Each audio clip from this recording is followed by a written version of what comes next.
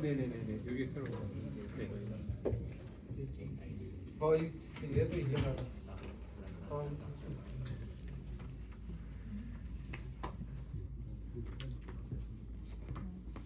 설명 가능한 타임 이게 무슨? 이건 없애야 돼. 보세요. 이건 없애도 되는데 이게 많이 사용했는데. AI에 아직 이 용어가 이건 안 되죠. 그냥 없앱니다. 그냥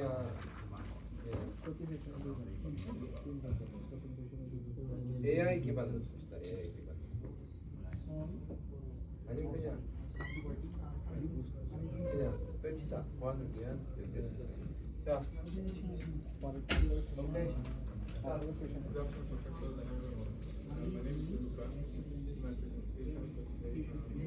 Explainable cache adversarial implementation for zero trust Metaverse. These are the concepts of implementation, general communication, and also the possible under review.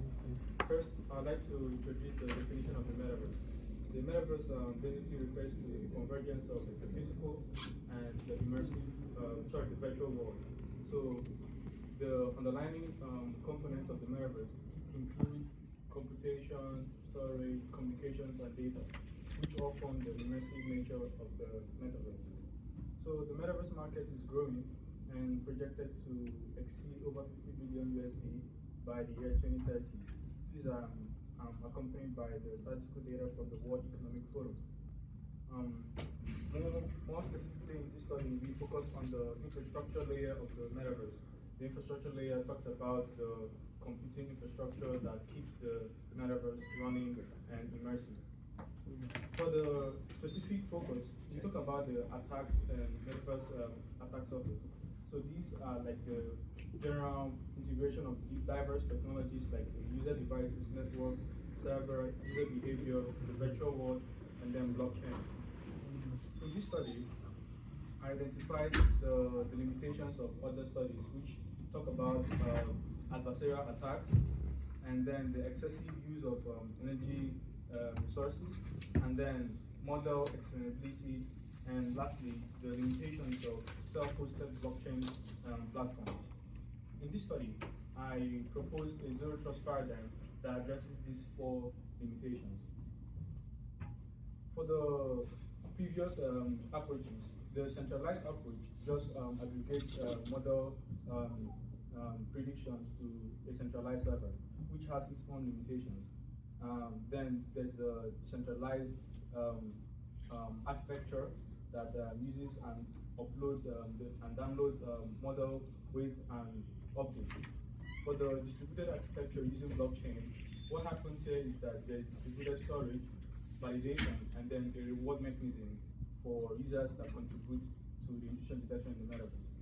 But in all this architecture, and according to the plethora of studies that are already in this domain, these are the limitations that I identified in my study. The first is adversarial transferability attacks. The second is the lack of model explanation. Third is the technically dense models, and then the limitations of self-hosted blockchain, like I mentioned before.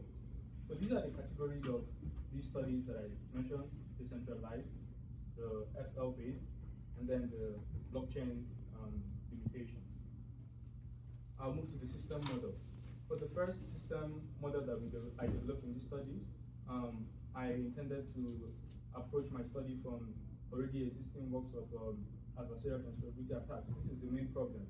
This was introduced by I.M. Goodfellow, where he explained the possibility to manipulate a model and force the model to misclassify attacks. This is also applicable in intrusion detection, where a slight perturbation can force the model to misclassify or misbehave in attack prediction. So, to defend against these adversarial transferability attacks, we formulate the attacker strategy, which are these four items. First, to manipulate the input features. Second is to unlimitedly query the model, and then obtain a confidence score and true levels. Our proposed strategy in this study returns the fake input for any feature that the attacker wants to manipulate. The second is to limit the attacker's query to just one, and then return fake confidence scores and fake labels for the attacker in that same query. So for this method, I developed a novel paradigm titled cyber chameleon. So cyber chameleon behaves just like a typical chameleon that periodically moves between the NIDS model to thwart the possibility of reconnaissance attempts. So what we move is the neural network model that performs intrusion detection. And then when we move, it's only when an attacker tries to know what this model is predicting, that the reconnaissance attempt. And then how do we move? We generate fake confidences, fake levels, and fake predictions for the attacker. So this actually just makes the reconnaissance attempt more expensive and more frustrating for the attacker. So this is the design proposed cyber chameleon with MTD. So the MTD is the moving target defense, and then we train a substitute model. That model actually learns any kind of reconnaissance attempt, and then is able to recognize it upon any reconnaissance attempt. And then we use the Dirichlet distribution mathematical formula to generate random confidence scores and random labels for the attacker. So this is the actual scenario. Maybe in the VR environment, there could be the possibility of a normal or DDoS network traffic. And then in this scenario, the goal of the MTD is to issue real queries for every genuine confidence or any genuine query or response. So this is actually in terms of the responsibility of the security team. But if an unauthorized person or an attacker tries to query a model, this cyber chameleon initiates the MTD and then returns the fake confidence, fake decision, and the fake model parameters. Going back to the identified solution for my study, I also try to implement tiny machine learning for model compression, which is the bottleneck in NIDS. So in this study, I employed the two quantization types, which are the quantization aware training, QAT, and post-quantization training, PQT, for model compression. And then the last is to explain and give more decisiveness and confidence to the security team responsible for intrusion detection in the Metaverse. So here, we use model agnostic methods, that's the Chapman line, for quantitative and visual explanations. This is the experimentation environment, and then obviously due to the limitations of Metaverse datasets, we use existing datasets to experiment our cybersecurity work, and these are the evaluation metrics that we employ. For the result, first I show what happens when an attacker tries to successfully gain the model weight or flaw the model in an adversarial transferability scenario. So this is like the first area. The TNSC plot shows a random or very scattered scenario of the two classes. This is what an attacker tries to do, whereas this is the original scenario where the model distinguishes clearly between the two classes. So we use, in this study, I use the iterative FGSM to flaw the model and see what happens when a perturbation attack happens. The ROC curve here shows also a high positive rate, true positive rate for a real scenario of attack prediction, while the flawed ROC curve here shows a very high positive rate when an attacker successfully flaws this model. For the defense mechanism, the model, the adversarially trained model, the substitute model itself,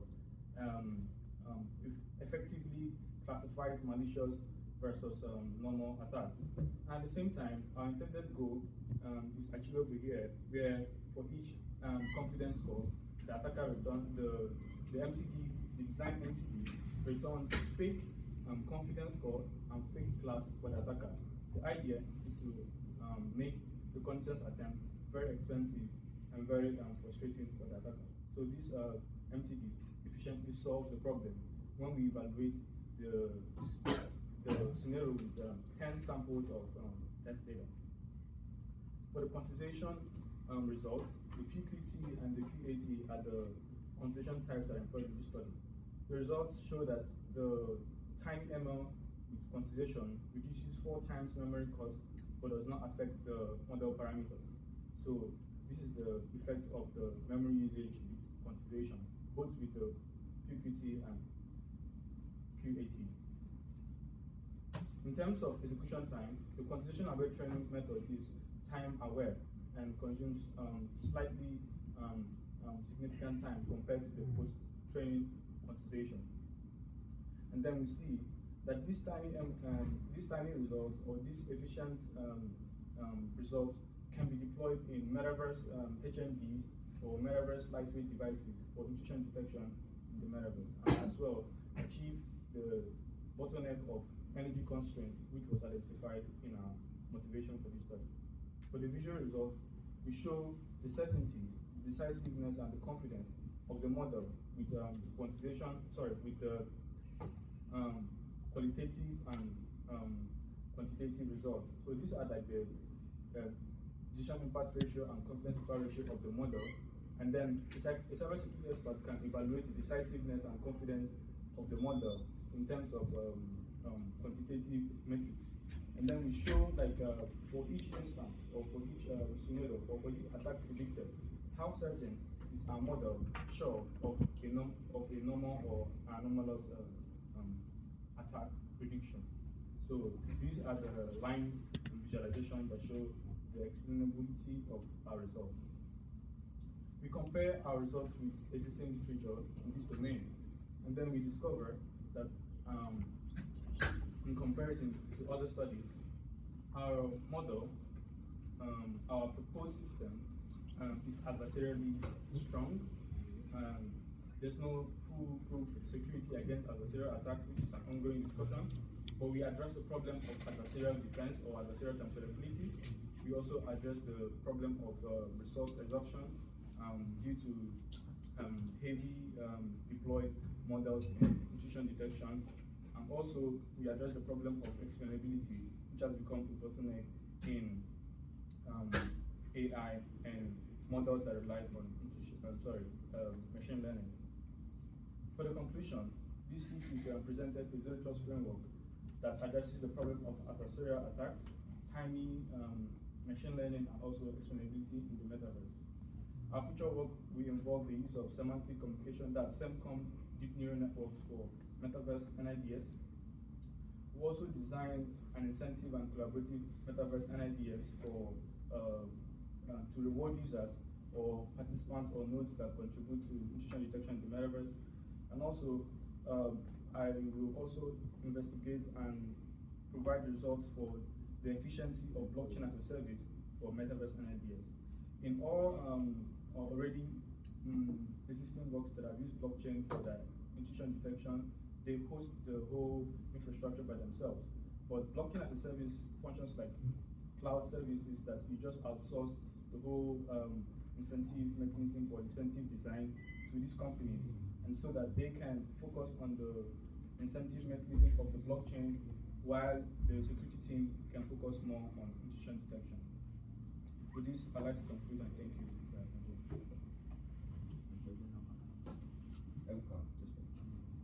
Do you know the reason why we changed some theoretical approaches to this area?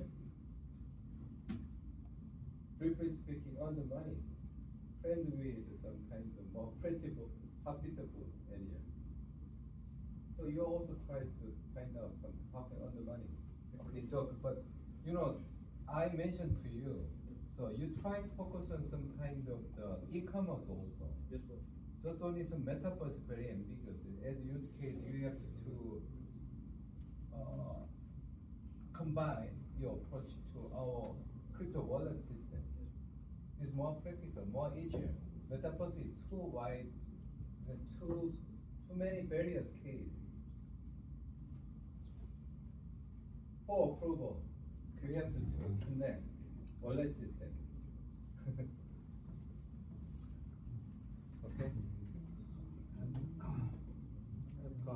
So the simulation results shows that the execution time is dramatically decreased post-quantization of your training. So how about the precision and accuracy? Yes, Professor, in a multi-class scenario, which is in the content of the thesis manuscript, the multi-class scenario has a very higher time concentration. But in a zero-day attack scenario, that's like a two-way classification or binary classification scenario, the accuracy is very negligible. It doesn't change. Doesn't change? Yeah, it doesn't change. So that's why this mechanism can be employed for zero-day attack detection, and but in the scenario of diverse classes or diverse class prediction is kind of time concentrated. That's one of the drawbacks of tiny machine learning for quantization. Did you have this comparison at your MS thesis? Yes, sir. Okay, I will check. Okay. Try and add a quick sentence, okay? It's very important why they attack the system. They intercept the property of some cryptocurrency inside of the metaverse. The reason why